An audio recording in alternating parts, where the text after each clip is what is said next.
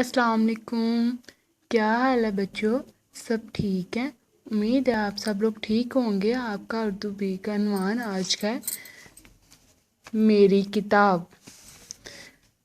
मेरी किताब में आप अपने इसको सेल्फ राइटिंग में भी कर सकते हैं और आपकी मदद के लिए नोट्स में कुछ लाइनें दी गई हैं।